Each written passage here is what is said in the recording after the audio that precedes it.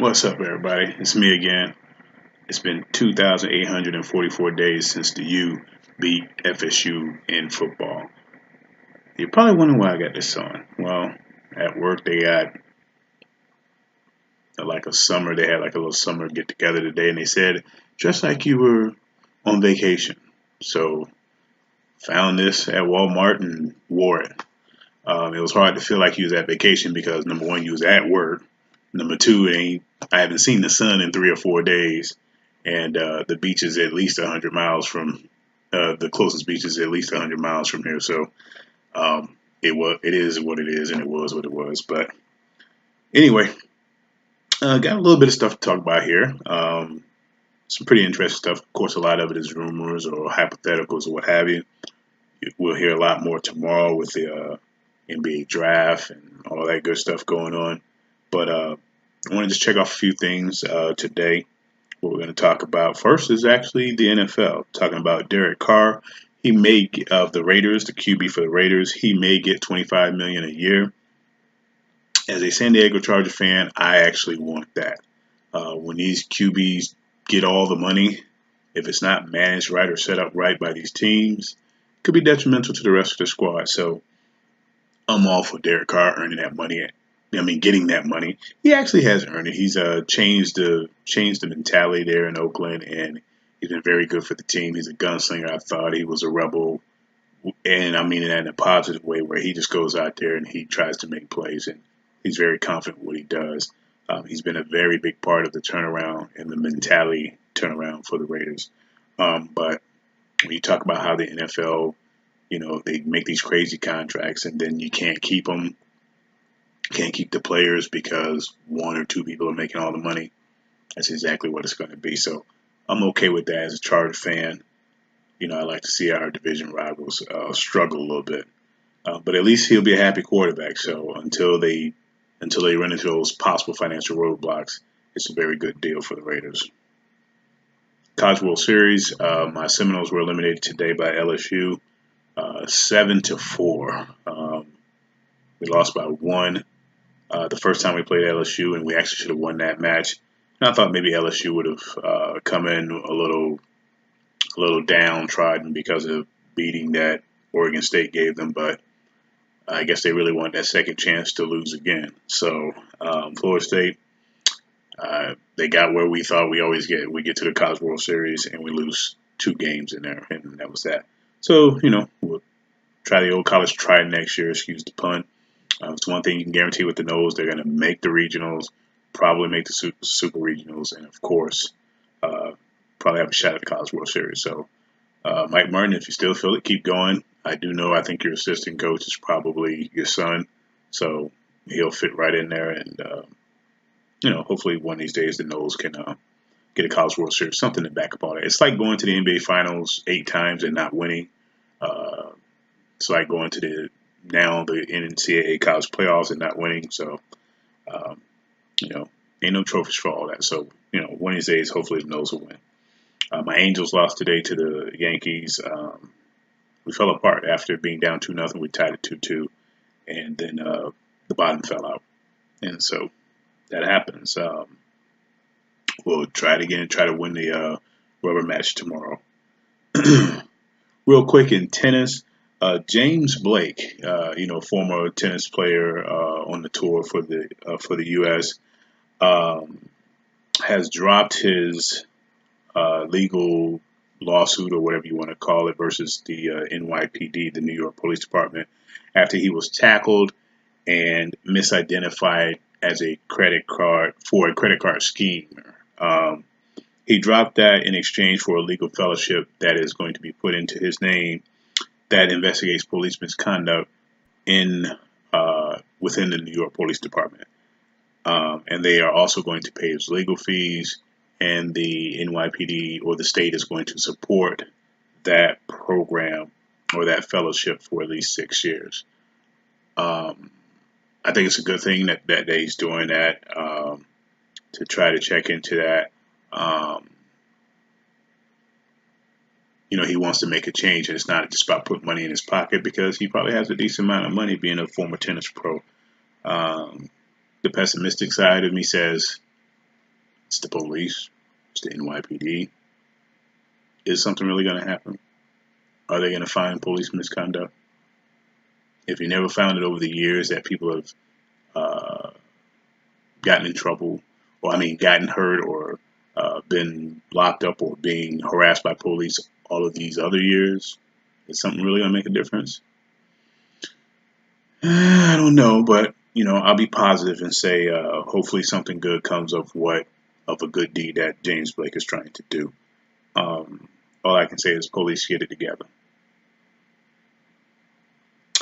There is no word yet on what happened to that policeman that did that to James Blake. Um, he may lose his job, but what does that really mean? Anyway, moving right along in golf, they are going to start doing drug testing starting in October, which is when the new golf season starts. What does this mean to golfers? Well, probably anybody who watched golf probably didn't really pay attention and thought that golf players would be using HGH or any kind of performance enhancement drug not caught by urine to play golf, but maybe they do. I mean, if you're bringing it in, then maybe there's whispers or talk about these players doing that. So golf says we're going to take the step forward and do that. They say they will not discontinue the urine testing because they said other than using HGH, you can catch everything else in the urine. So they said they'll keep doing that with that. Well, hopefully no big names get caught. So we'll see what happens. Well, we know Tiger can't get caught because he ain't playing, and so that we'll see what happens there.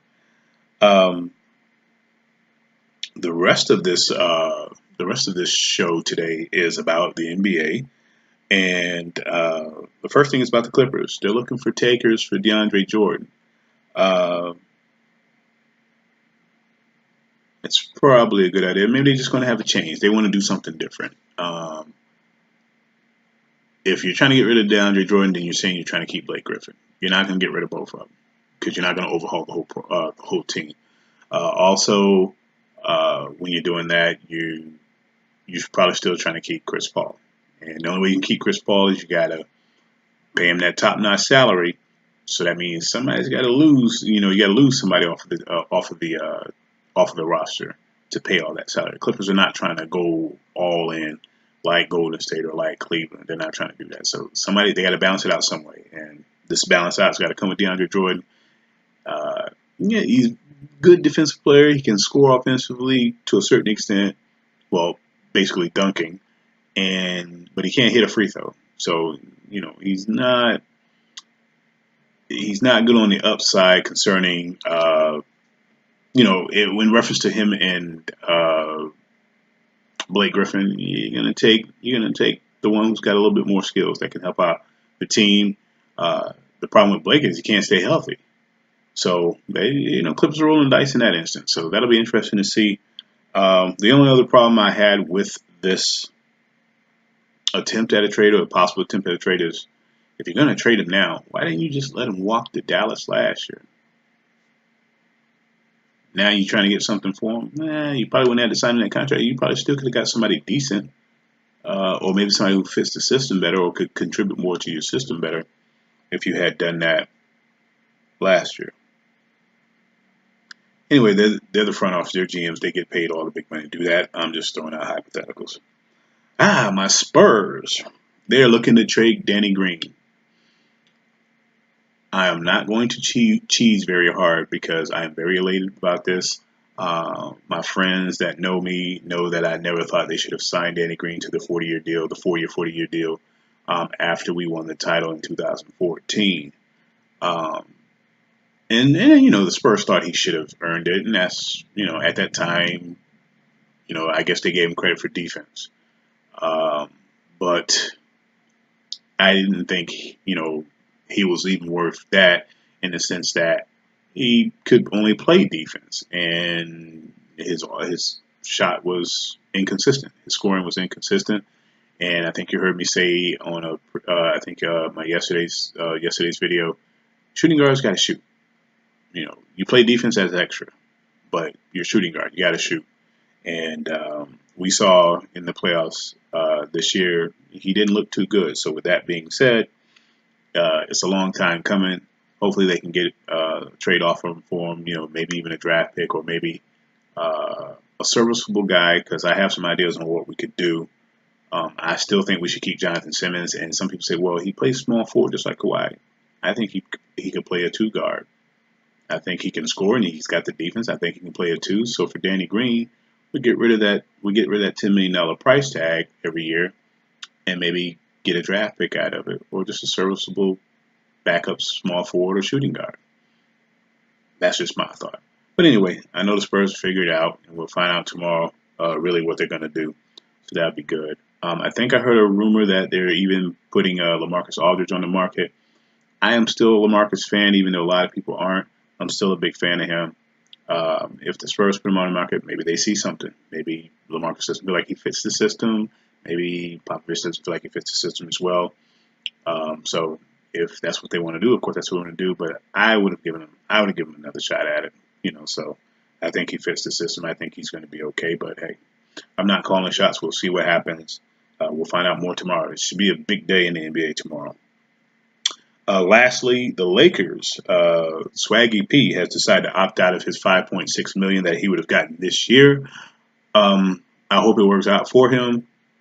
He's 32 years old. $5.6 million at 32, and what is he? A shooting guard, small forward, I guess. And based on his production last year, he wasn't healthy, alive. $5.6 million might go a long way. Maybe you try to get traded, but I guess what he's thinking here is that if he opts out, he can make more than $5.6 million on the market, possibly,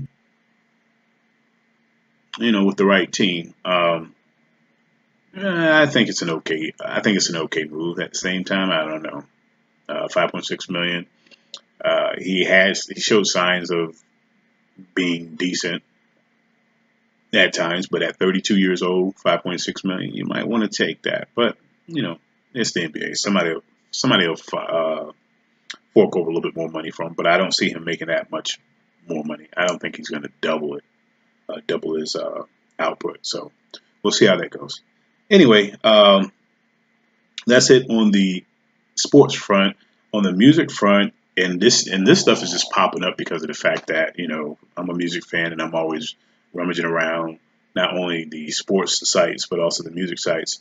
I had posted a question on my Facebook page on why the Weather Channel stopped playing the good music, the slow jams, the jazz. They stopped doing that. Maybe it was somebody wanted to get paid or whatever else. But I kind of missed that. Even listening to my locals on the 8, it was always good to have that. Now they just got some crazy stuff on there. You don't even pay attention to it. You just listen to the guy tell you what the forecast is going to be. But I thought it was interesting because back in the late 80s and even the early 90s, I listened to the Weather Channel even just for the jazz music. I discovered Kenny G, even though he had been around for a few years before then. I discovered Kenny G as well as Paul Taylor listening to the Weather Channel. So, Weather Channel, if you ever thought about bringing it back, do that. Otherwise, I'm still going to watch it and I'll still listen to my jazz via other avenues. One last thing concerning music, my man Tank has got a new song coming out called When We. It's pretty good. It's a little graphic if you're not into the graphic stuff, and I'm not talking about rap, killing, all that kind of. I'm talking about the sexual graphic. So it's pretty good. Again, that's Tank, and the song is called When We. Check it out. And I've actually had to circle back on his last CD that came out last year, Sex, Love, and Pain Part 2.